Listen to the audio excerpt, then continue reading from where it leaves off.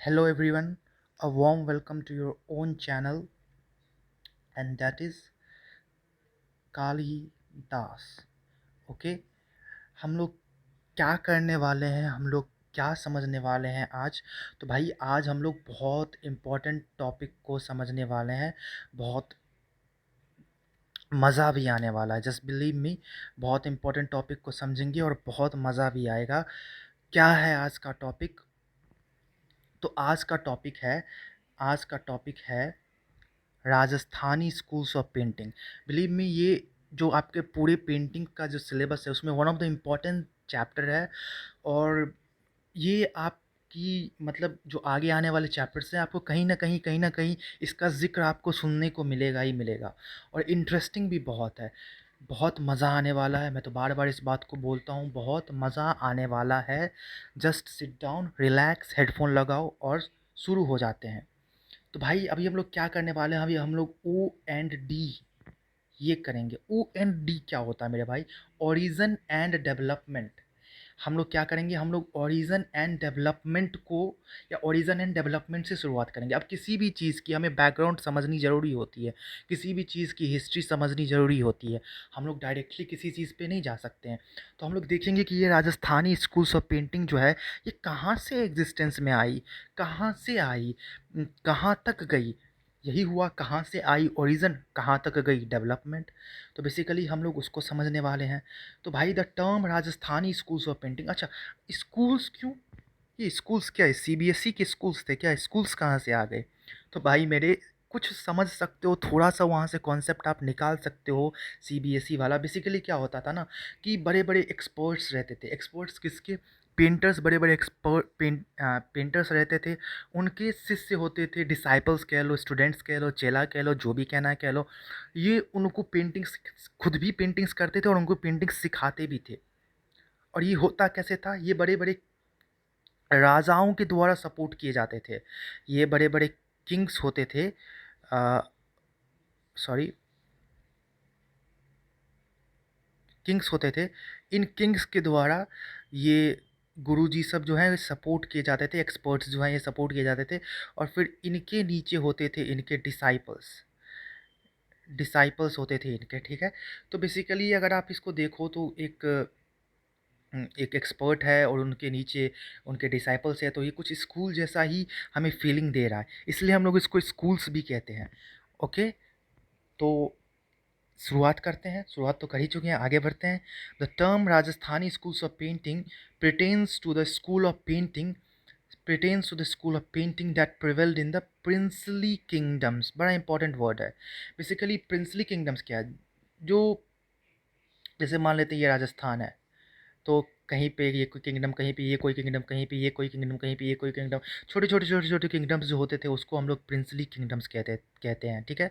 तो यहाँ से इनका जन्म हुआ। और एक ठिकानाज वर्ड है, बड़ा इंपॉर्टेंट है ठिकानाज। यहाँ से इनका जन्म हुआ। ठिकाना बोलते हैं ना, हिंदी का शब्द है ठिकाना। तो इन ठिकानों से और इन प्रिंसली किंगडम से ये राजस्थानी स्कूल्स ऑफ पेंटिंग का जन्म हुआ। ये आगे बढ़ा, ये फ्लरिश हुआ, ठीक है। तो भाई इंपॉर्टेंट है, एमसीक्यू में पूछ सकता है कि किस, from which of the following, मतलब कहाँ से राजस्थानी स्कूल ऑफ पेंटिंग का ओरिजिन हुआ। तो एक ऑप्शन ठिकाना दे देगा। तो समझ रहे हैं ना आप, थोड़ा सा इंपॉर्टेंट है। अच्छा, इसको राजस्थानी ही क्यों बोलते हैं? क्योंकि बेसिकली ये राजस्थान से ही आया था, राजस्थान में ही इसका जन्म हुआ था। कुछ आपको पार्ट्स मध्य प्रदेश को अब वाला मध्य प्रदेश भी देखने को मिल जाएगा। लेकिन भाई ये मेजॉरिटी जो है ना, ये राजस्थान से ही इसका जन्म हुआ, राजस्थान से ही ये फ्लरिश हुआ और वहीं से इसका डेवलपमेंट हुआ। अगर इम्पॉर्टेंट प्लेसेस की बात करें, इम्पॉर्टेंट जगहों की बात करें जहाँ से इसका शुरुआत हुआ, जन्म हुआ, जहाँ पे ये बहुत ज़्यादा ये पेंटिंग्स बनाई जाती थी, जहाँ की पेंटिंग्स बहुत फेमस है, तो एक जगह का नाम है मेवाड़। आप सबने मेवाड़ का नाम सुना होगा। फिर है बूंदी, आपने बूंदी का भी नाम भी सुना होगा। फिर है कोटा, जयपुर, बीकानेर का भी नाम सुना होगा, किशनगढ़ का भी नाम सुना होगा, जोधपुर का भी नाम सुना होगा। ये सारे कुछ इम्पॉर्टेंट जगहें हैं, जैसे मालवा, ये सारी हो गई। तो ये सारे इम्पॉर्टेंट स्कूल्स हैं, बेसिकली आप इसको स्कूल्स भी कह सकते हो। ठीक है ना? आप इसको स्कूल्स भी कह सकते हो, जगह भी कह सकते हो, स्कूल्स कहें तो ज़्यादा बेहतर है। तो ये कुछ इंपॉर्टेंट स्कूल्स हैं जहाँ की पेंटिंग्स जो है बहुत फ़ेमस है, जहाँ की राजस्थानी पेंटिंग्स जो है बहुत फ़ेमस हुआ करती थी अपने टाइम में, ठीक है? और ये आपको बिटवीन 16 अगर आप देखें तो between 16th and early 19th century तक ये चला था। ये डेट भी थोड़ा इंपॉर्टेंट है, ये 16th सेंचुरी से अर्ली 19th सेंचुरी तक ये चला था।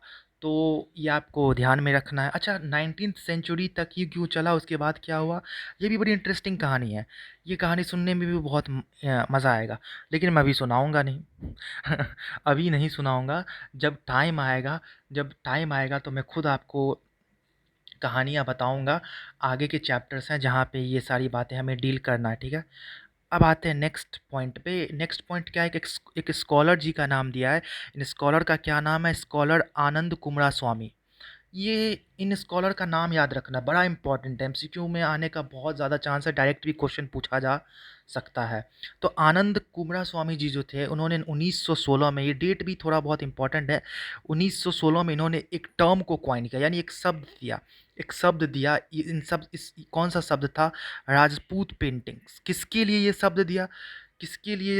तो ये शब्द जो है ये इन्होंने राजस्थानी स्कूल्स ऑफ पेंटिंग के लिए ही ये शब्द दिया, राजपूत स्कूल्स ऑफ पेंटिंग, ठीक है? अच्छा इन्होंने ऐसा क्यों किया? इन्होंने ऐसा इन्होंने क्यों बोला Rajasthan Rajput schools of Rajput paintings?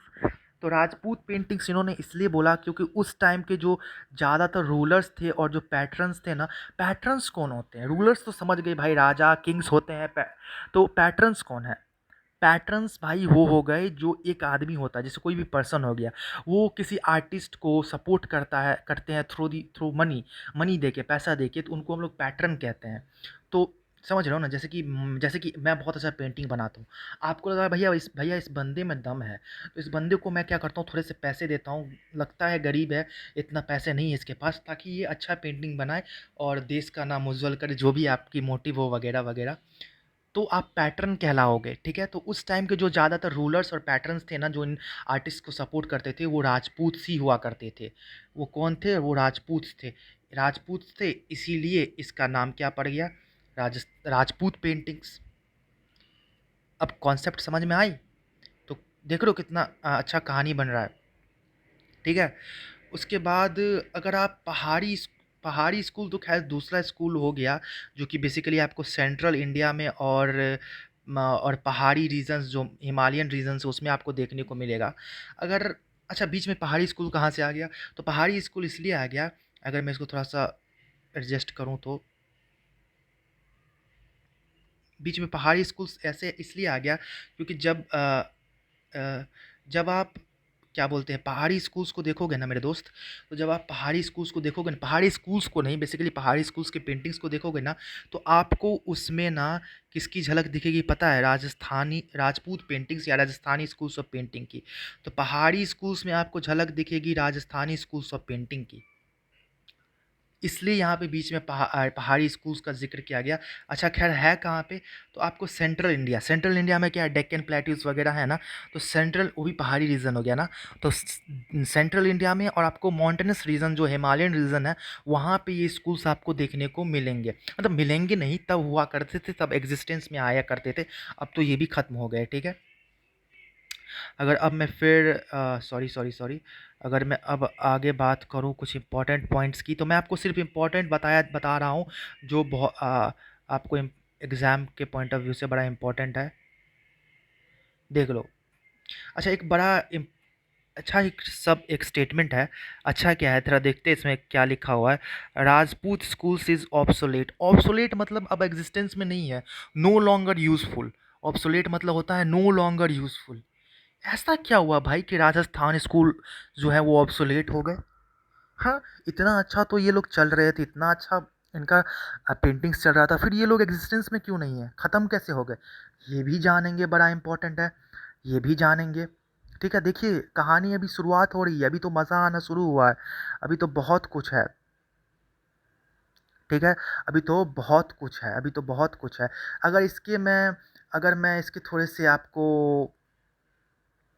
क्या बोलते हैं, अगर मैं आपको थोड़ी बहुत बता दूँ, क्लू दूँ कि कैसा दिखता था पेंटिंग्स, तो मैं यही बोलूँगा।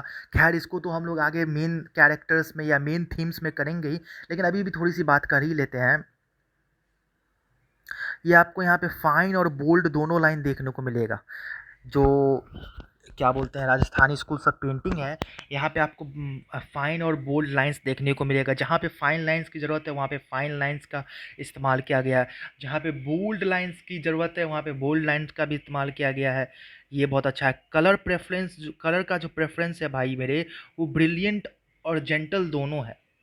यानी जिस जगह जैसे कलर की इस्तेमाल करने की ज़रूरत है वहाँ पे वैसा कलर डिपिक्ट किया गया है। कुछ पेंटिंग्स में आप देखोगे ये सारी चीज़ें लैक कर रही है, इसलिए राजस्थानी स्कूल ऑफ पेंटिंग को one of the best schools of painting भी कहा जाता है, ठीक है। अच्छा, कंपोजिशनल एलिमेंट, यानी कंपोजिशनल एलिमेंट क्या हो गया मेरे भाई?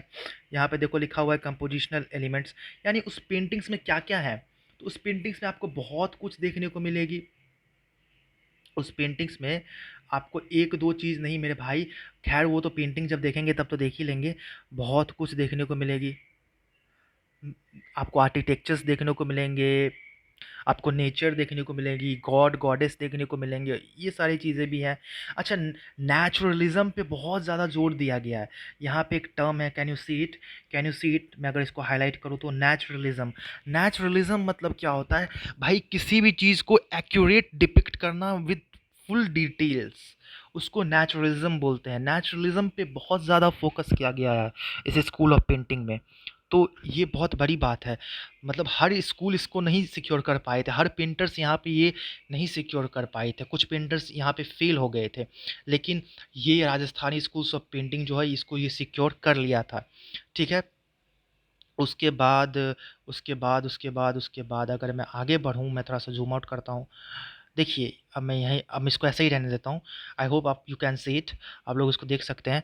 ये जो पेंटिंग्स वर पेंटेड ऑन, यहाँ पे लिखा हुआ है पेंटिंग्स वर पेंटेड ऑन वसलीज। वसली क्या होता है? देखो भाई, वसली क्या होता है ना, हैंडमेड पेपर्स होता है। हाँ जी, हैंडमेड पेपर, जैसे अभी हम लोग कैनवास का इस्तेमाल करते हैं ना, उस टाइम का कैनवास वसलीज था। तो ये बड़ा इंपॉर्टेंट है, ये आपको पूछा जा सकता है कैसे ये वसलीज तैयार किए जाते हैं।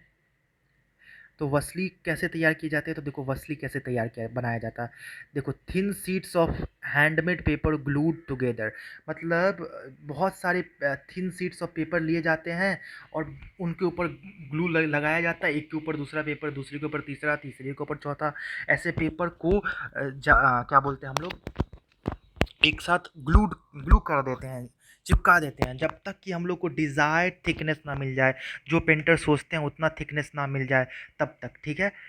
उसके बाद outlines were sketch on the वसली, ठीक है, आउटलाइंस बनाए जाते हैं। वो तो सबको पता है भाई, पेंटिंग में आउटलाइन की ज़रूरत है। देखो, लेकिन आउटलाइन कैसा होता था? ब्लैक और ब्राउन कलर का, ठीक है, ब्लैक और ब्राउन कलर का आउटलाइंस होता था। तो ये भी बड़ा इंपॉर्टेंट है।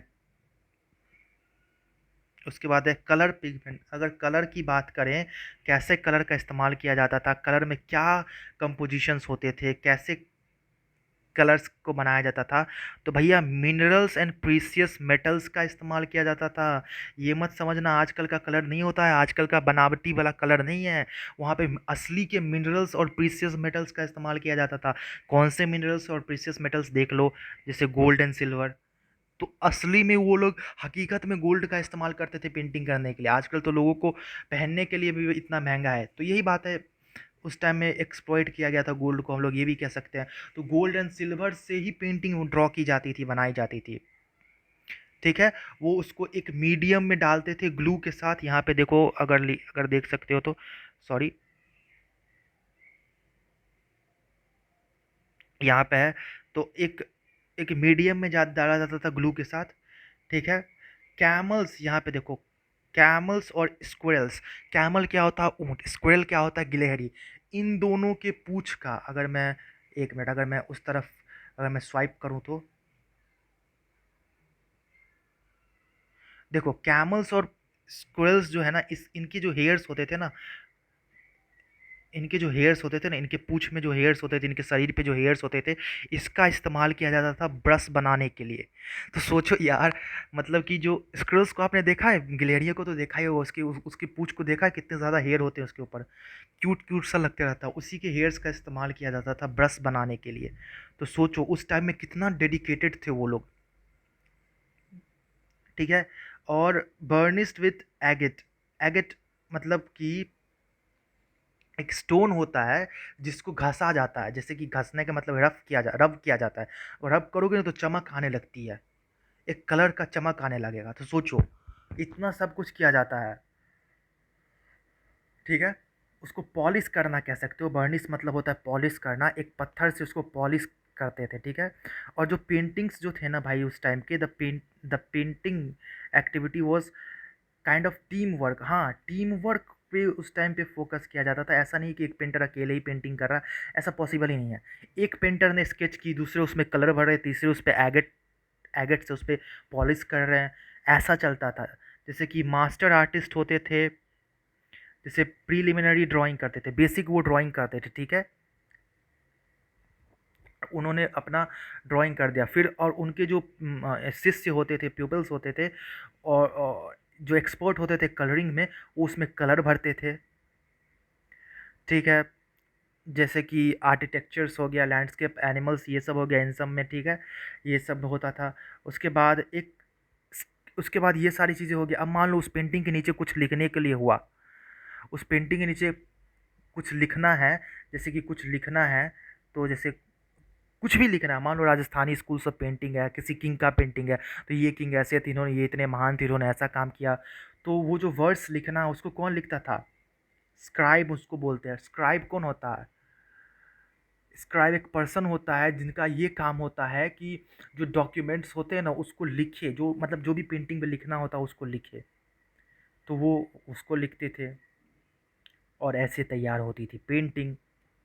तो आई होप आपको राजस्थानी स्कूल ऑफ पेंटिंग का यहाँ पे ओरिजिन एंड डेवलपमेंट समझ में आया होगा। मुझे लगता है कि आपको समझ में आया होगा। और अब हम लोग नेक्स्ट जो है इसका मेन थीम्स को करने जा रहे हैं। अब मेन थीम्स कह लो, मेन कैरेक्टर्स कह लो, मेन कैरेक्टरिस्टिक्स कह लो, मेन फीचर्स कह लो, बात एक ही है। तो लेट्स से कि हम लोग अब आने वाले वीडियो में क्या करेंगे, हम लोग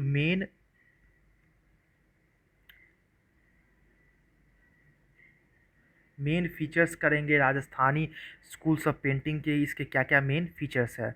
now till then, thank you very much, thank you very much, and stay connected. Thanks a lot. You are watching Kalidas.